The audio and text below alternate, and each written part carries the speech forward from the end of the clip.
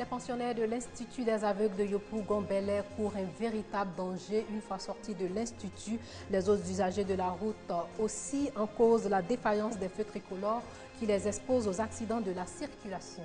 Fini les désagréments causés par les coupures intempestives d'électricité dans le centre de santé de Beaunois.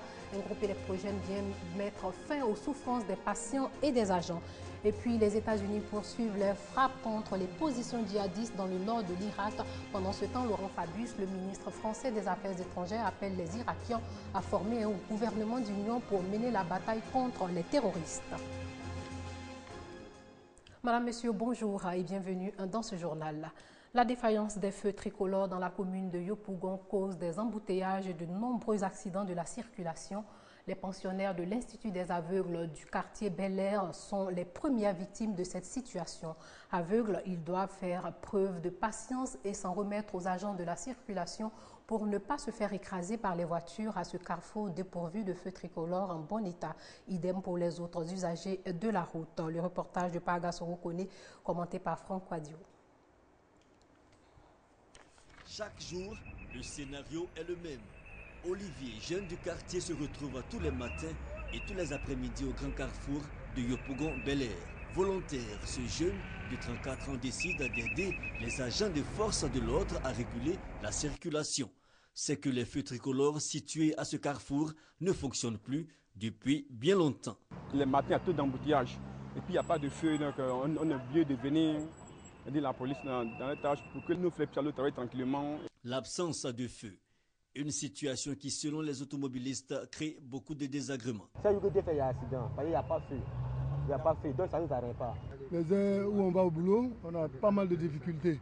Alors si on pouvait trouver une solution à ça, je pense que la population sera encore un peu plus à l'aise. Certains automobilistes indisciplinés sont interpellés par les agents de sécurité présents à ce carrefour, une présence qui réjouit les usagers. Bon, c'est un travail louable parce qu'ils font leur effort. On n'est pas loin de l'Institut des aveugles. C'est dangereux pour nous et les enfants. Nous tenons la présence des policiers, mais je crois que ça, on ne peut pas aller au travail, hein, parce que tout le monde vient.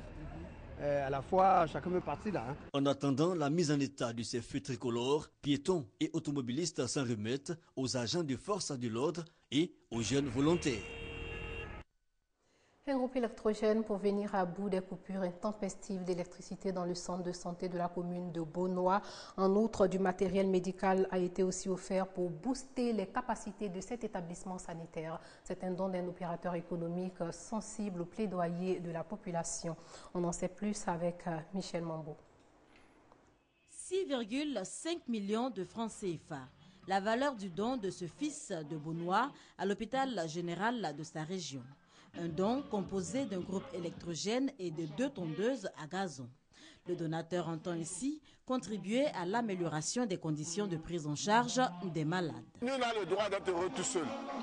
Et donc, ce que Dieu me permettra de faire, de mettre à la disposition de l'hôpital général de Beaunois, je crois que je le ferai.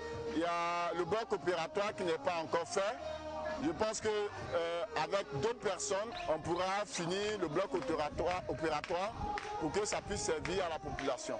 Quelques années déjà que l'hôpital général de Beaunois affiche grise mine. Coupure intempestive d'électricité et manque de certains services essentiels, notamment le service de chirurgie, entre autres raisons. L'action de Daniel Miessan apparaît donc comme un réel soulagement pour le personnel. Il y a quelques jours, il a offert des kits à une trentaine de femmes accouchées et à des bébés. Voilà qu'aujourd'hui, il vient encore récidiver avec ce groupe électrogène et les tondeuses. Vraiment, que son exemple fasse tache d'huile.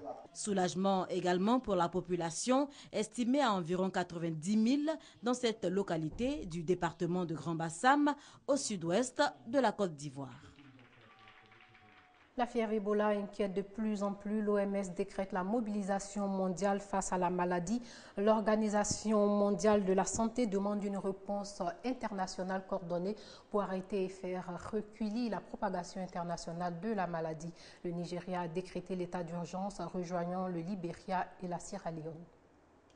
Sécurité renforcée aux abords de cet hôpital de Lagos, où sont placées en quarantaine des personnes suspectées d'être porteuses du virus Ebola. 2 malades ont déjà succombé, 139 autres sont en observation. Dans la ville la plus peuplée d'Afrique, le scénario d'une propagation incontrôlable inquiète les autorités.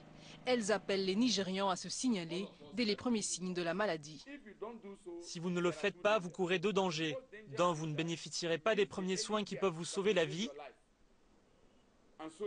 De 2, cela deviendra plus difficile pour les médecins de vous soigner si la maladie s'est bien installée. À la frontière entre la Guinée et le Libéria, 2 pays touchés par l'épidémie, les mesures de prévention se multiplient.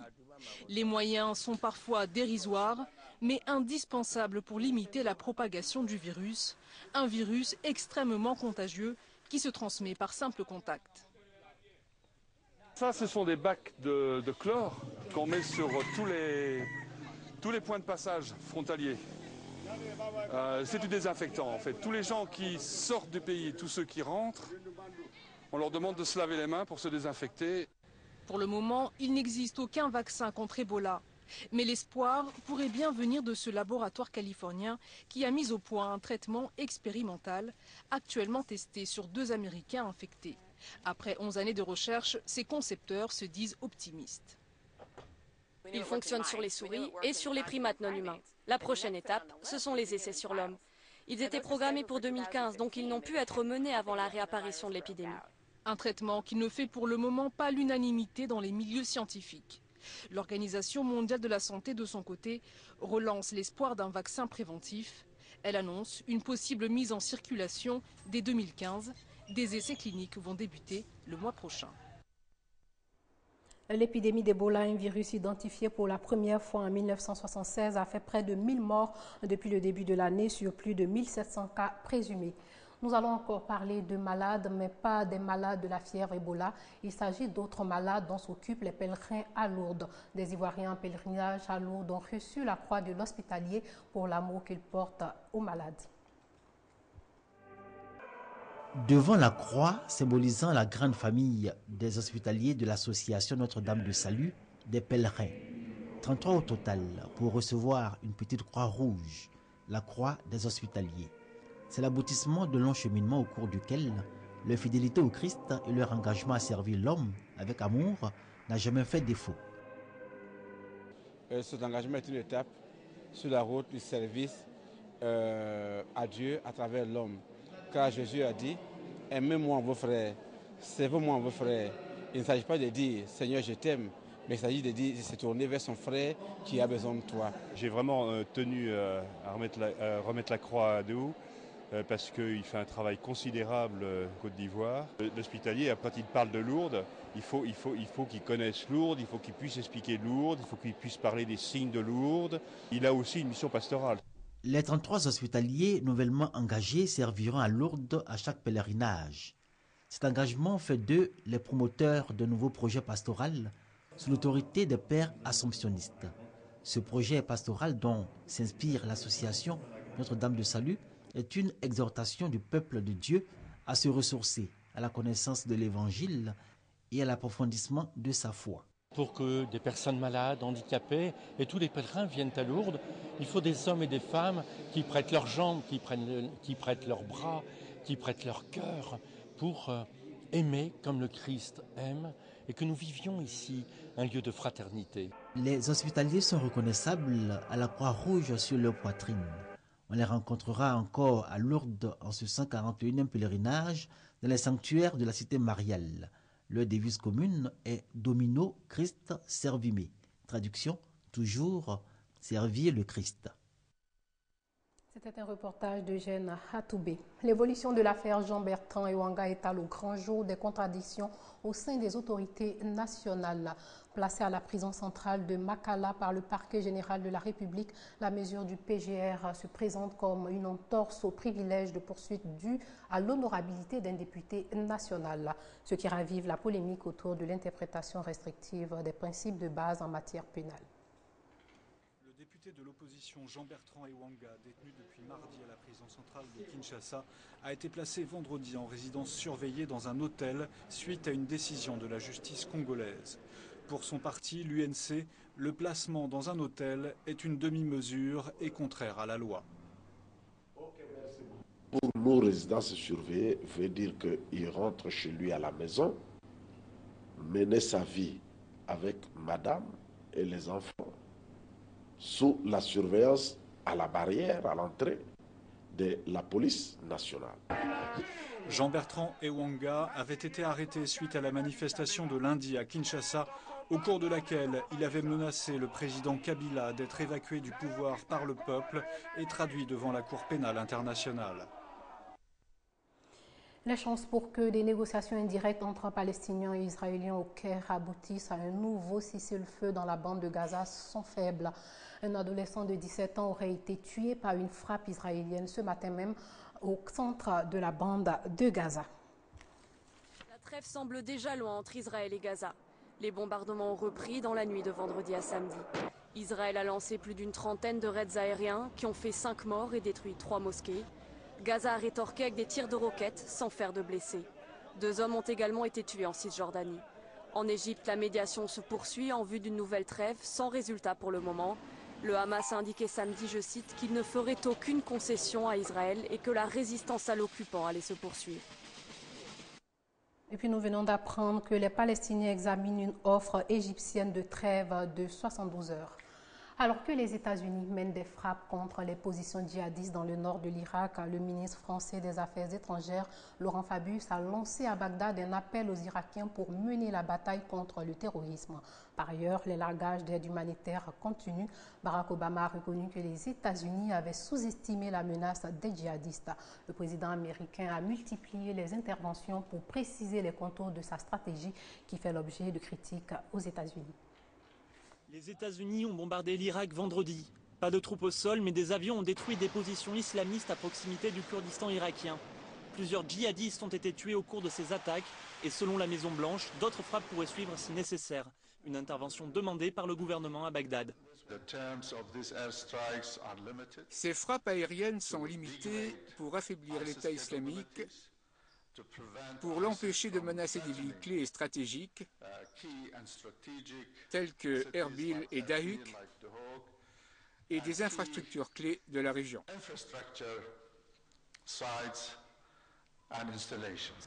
Après des années d'occupation américaine et face à cette nouvelle intervention, les Irakiens sont partagés. Je suis pour les frappes aériennes. Beaucoup de ces extrémistes viennent d'autres pays. Ils viennent tuer notre peuple. Notre pays est menacé par eux, donc nous devrions tous nous unir pour lutter contre ces terroristes.